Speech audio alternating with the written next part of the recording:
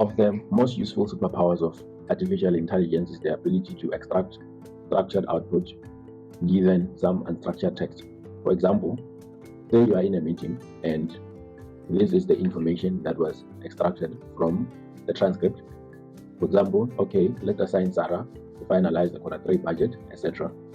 How would you extract the action item for each team member and automatically send them a notification to action these items?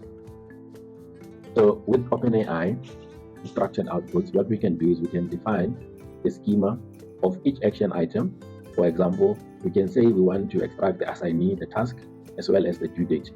And notice that all of these fields are required, and we are using Pydantic to define the schema that we want the model to follow when extracting these action items. So once you've defined your action item, of course, the next step is to define the meeting summary structure, which will then use your action item schema to get an array or a list of action items from the meeting. And using the structured output API, this is what you need to do. You call the completions API, and then you pass in your meeting summary schema as the response format.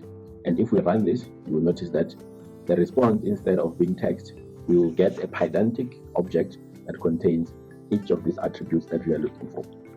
So let's quickly run this.